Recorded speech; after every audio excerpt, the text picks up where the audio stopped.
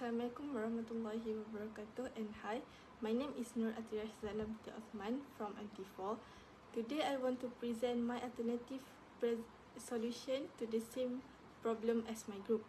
So this is our question. Every morning, students use different modes of transportation to come to school. Some students travel by car with their parents, others take the bus, cycle or walk. Recently, the school noticed that traffic congestion often occurs at the school entrance during peak hours. This situation causes delays and raises safety concerns for both students and teachers.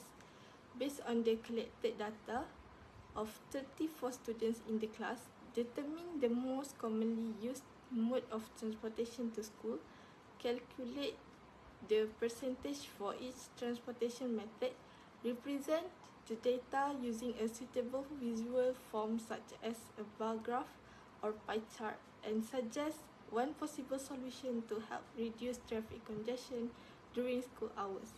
The data collected are as follows. I'm using Polya 4-step problem solving method.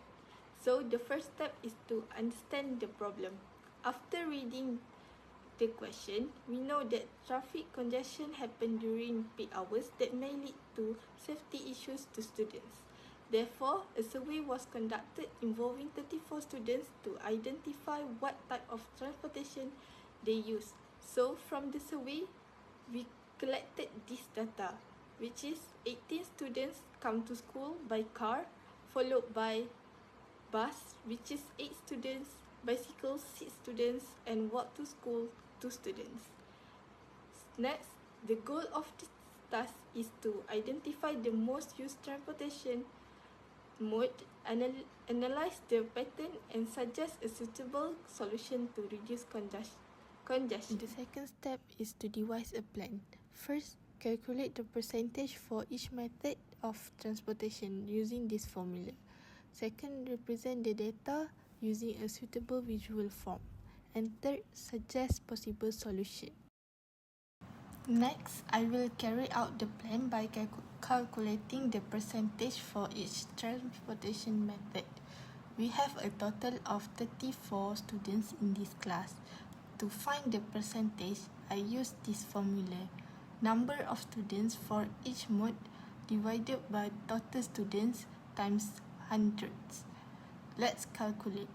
For car, 18 divided by 34 then multiplied by 100 gives 53%.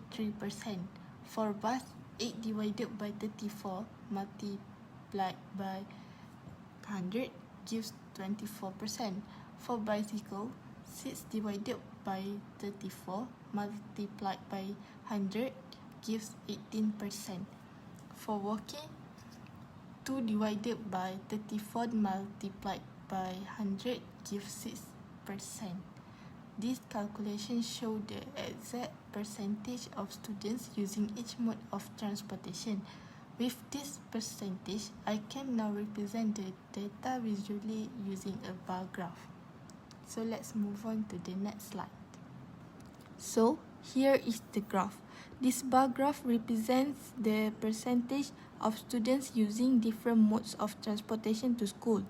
From the graph, we can easily compare the number of students for each category.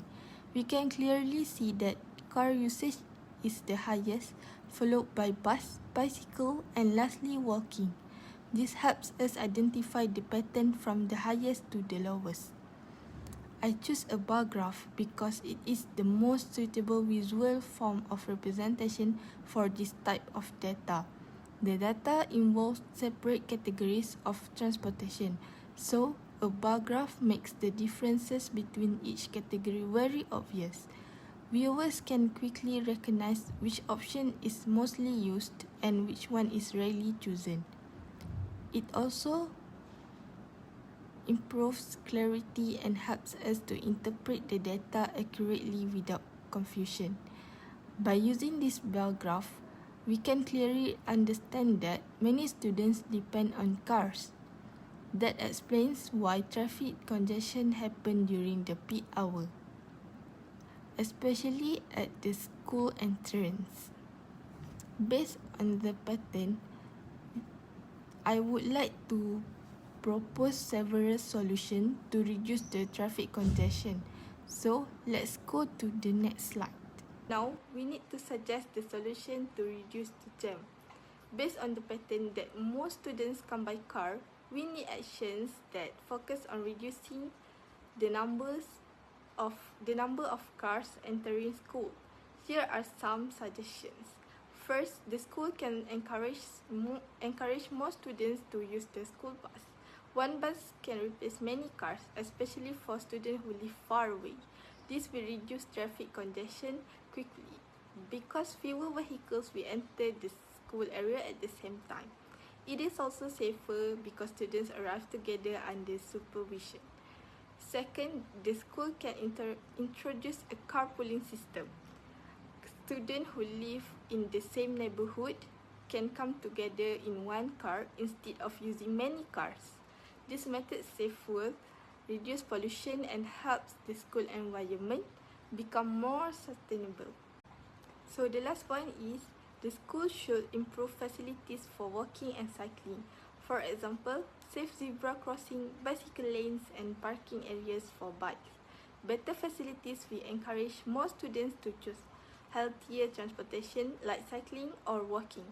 This is not only reducing congestion, but also promote a healthy lifestyle for all the students. So we move on to the next step, which look back. I checked my work again to make sure everything is on the right track. Firstly, the percentage calculation. It's all accurate because when all the values are added, the total is approximately 100%, which confirms that the data was processed correctly. Secondly, the bar graph. The bar graph clearly supports the result. It shows a big difference between the number of students who use cars and those who walk or cycle. So there is strong connection between the data and the real problem at school, which is traffic congestion. Next, the pattern. The pattern that we identified also helps us to justify the suggestion. Since more than half of the students come by car, it is logical to focus on solutions that can reduce the number of cars entering the school at the same time.